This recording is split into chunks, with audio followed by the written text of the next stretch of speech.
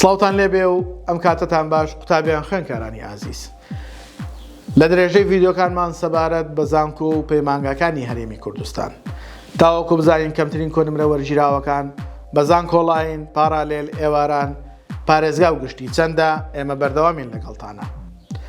تاوەکو ئەو قوتابێ خۆشەویستانێ ئەم ساڵ لە ساڵی خوێندنی 2023-24 سوود لەو کەمترین کۆنمرانە وەربگرن کە ساڵی پێش و واتە ساڵی خوێندنی 2022-2023 لە زانکۆ پەیمانگاکان وەرگیراون.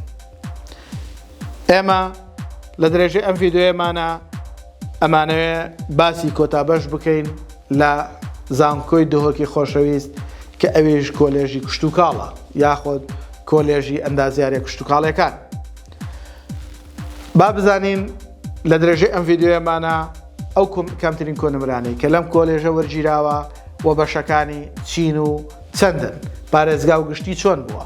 ئێوەی خۆشەویستیش بۆ وەرگرتنی داتاوزانیارەکانی ئەم بەشە لەگەڵمانابن و تا کۆتایی ڤیددیۆ بینەرمان بن. یەکەم بەشمان لە کۆلێژی ئەندازیاریە کشتتوکاڵەکان یان زانستە ئەندازیاریە کشتتوکاڵەکان شیرەتکاریە چاندن و جیڤاتێ گوندایەتیە کە لەقی زانستی وەرەگرێت. پارێزگا زانکۆڵاینی پارێزگاکەی 62.588 و بە هەمان کۆنمرەش بۆ گشتەکەی. پارالێلی پارێزگا 53.645 و گشتەکەی 59.5. بەشی خاک و ئاو 6.4 زانکۆڵاینی پارێزگایە و 6.513 گشتەکەیەتی. پارالێلی پارێزگا 55.298 و گشتەکەی 59.2. بەشی پاراستنی ڕووەک 6.269 کەمترین کۆنمرەی وەرگیراوی زانکۆڵاینی پارێزگایە و گشتێکەشی بە هەمان کۆنمرە. پارالێلی پارێزگا 55.414 و گشتێکەی 57.3. بەشی دارستان 59.7 زانکۆڵاینی پارێزگایە و بە هەمان کۆنمرەش بۆ گشتەکەی. پارالێلی پارێزگا 54.235 و گشتێکەی 72.8. بەشی دەرامەتی کێڵگەیی 59.197 کەمترین کۆنمرەی وەرگیراوی زانکۆڵاینی پارێزگایە و بە هەمان کۆنمرەش بۆ گشتەکەی. پارالێلی پارێزگا 55.576 و گشتێکەی 58.563. بەشی گەشتیاری توێریزمی ژینگەی 59 بۆ زانکۆڵاینی پارێزگا و گشتەکەیەتی. پارالێلی پارێزگا 54.334 و گشتەکەی 57.5. بەشی بەرهەمی گیانەوەری 58.214 کەمترین کۆنمرەی وەرگیراوی زانکۆڵاینی پارێزگایە و گشتێکەی 63.119.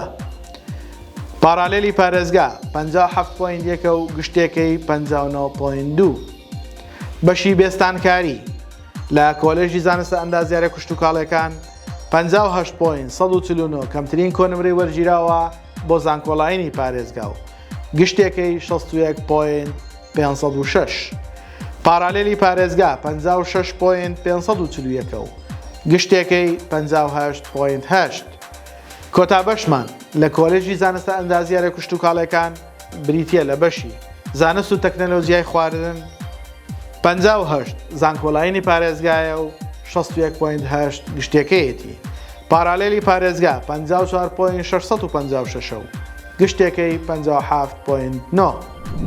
قوتابیان و خوێنکارانی ئازیز، ئەوەی باسمان کرد لەم خشتەوە ڤیددیۆیەدا بریتی بوون لە کەمترین کۆنمرە وەرگیراوەکان لە کۆلێژی زانستە ئەندازیاریە کشتتوکاڵەکان بە هێوای ئەوەی جێگەی سوود و ڕەزامەندی و قازانجی ئەوەی خۆشەویست بوو بێت.